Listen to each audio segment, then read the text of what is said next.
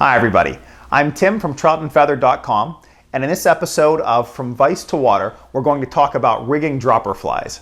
Stay tuned.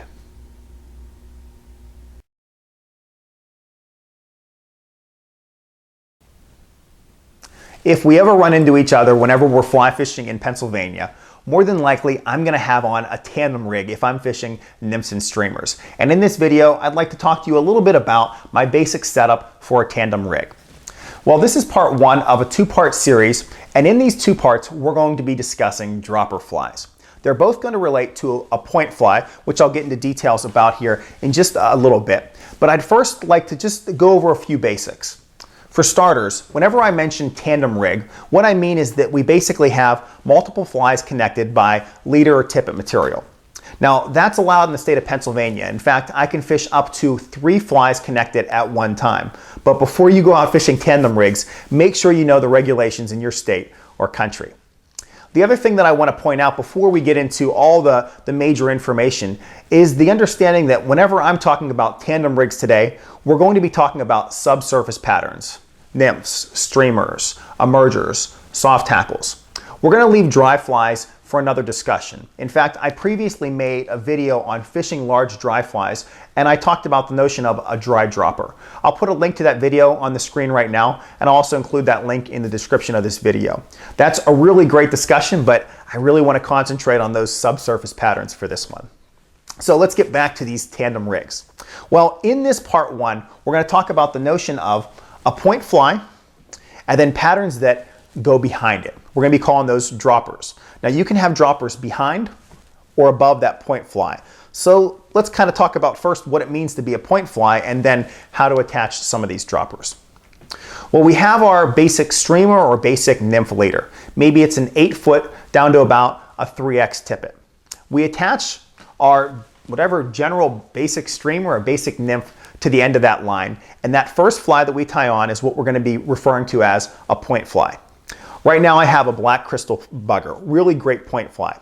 Whenever I think about my general setup, my point flies tend to be really heavy. We're talking woolly buggers, big stone flies, other large streamers that are out there right now, maybe a jig nymph. Now it doesn't matter what fly we use as our point fly, but I really like to think of it as a large heavy fly somewhere around sizes 8, 10, or 12. I'm not going to change my style because I'm going to be rigging up multiple flies. If I'm used to check nymphing, I'm going to keep check nymphing. If I high stick, I'm going to keep high sticking. So basically, whatever method you already use, you can still apply to this system, but we're just going to be adding additional flies to our point fly. Next, we have this one tied on. I just used an improved cinch knot to get it on there, but I want to add some additional flies to it. So let's start adding dropper flies behind this point fly. Now there's lots of different ways to attach dropper flies. I'm going to share my system with you right now, but if you have another way of doing it, please by all means tell me about it in the comments section because I'd love to hear what other methods are being used. I'm going to grab another piece of tippet material. Now this tippet material, this piece that we're going to be tying on the first dropper with, should be the same as our tippet material that we previously tied on the point fly, or it could be just one size smaller. So if that's tied on with a size 3X, I'd probably go with a 4X tippet here. The length is going to vary to about 8 to 15 inches.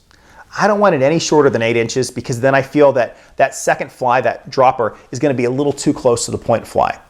But if I get it too far from the point fly, and I'm relying on that point fly with all that weight to get my rig down, there's going to be a lot of, we'll say, distance between the point and the first dropper, and I may have to add a lot more split shot than I want if it's out there 20 inches.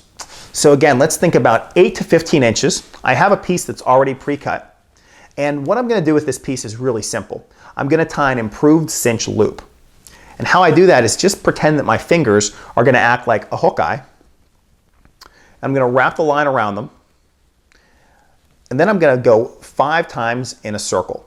So I've created basically 5 loops. Then I'm going to take the tag end, bring it through the loop, and then to do the improved part, I'm going to bring it back through that loop that I previously made. This is a really simple knot to do on the water. And once you're finished, you'll have a loop, a little tag piece that you need to cut, and your tippet. Now to attach it to that point fly is really slick. In this case, I have hackle that's by the hook point. I have some marabou for the tail. I'm just going to push all that stuff down and attach the loop directly to the bend of the hook. Then I'm going to take the long side of the tippet and just pull it and pull everything tight. Now all I have to do is just cut off the tag end of that tippet that I've already previously that I put on there. At this point, I can next tie on my first dropper fly. It's a really simple system. And what's great about it, after I have that first dropper fly on, then I can simply use that same system, that same method, and attach another piece of tippet to it. Now there's some pros and there's some cons to it. The main pro that I see is that we have a direct contact from one fly to the next the whole way back to the fly fisherman. The downside is, if you go to change your point fly, you have to take your 2 droppers off as well. Now you only have to take 1 tippet off, but that's something that you have to retie every time. Now there's some other ways around it, but I can tell you in the last decade, this has pretty much been the system that I've used and I've really liked it. Now as a reminder, I typically use barbless flies. So anytime I need to get this tippet piece off, I can just go down the bend of the hook and slide it off, change one of my flies, and then just do a quick loop and attach it again. So this is the basic system that I use whenever I'm attaching droppers behind my point fly. Now let's talk about the flies that we're putting on. We talked about the point already. Heavy, size 8, 10, 12. For the second fly that I attach, it can be the exact same fly as my point fly. Sometimes I'll fish 2 streamers in a row, and then I can attach a third nymph behind those 2.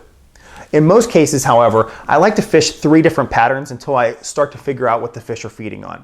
So we'll say a sample rig that you would basically find me using would be something like a woolly bugger as my point fly, something a little bit more imitative as my first dropper. We'll say if it's sulfur season, it might be a sulfur nymph. If it's late winter, it might be a black stonefly.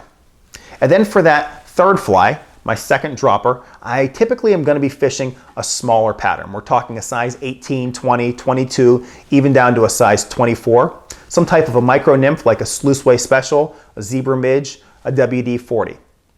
That middle fly, that imitative one I didn't mention the size on, those are typically going to be around a size 14, 16, maybe a size 18. So those are the 3 sample patterns that I tend to use whenever I'm out fishing, whenever I'm fishing nymphs, basically when I'm fishing at a time of the day where the fish don't seem to be overly active. Once they start really flashing in the water and the fish are starting to rise up in the water column, then I'm going to change my rig and start adding droppers above my point fly.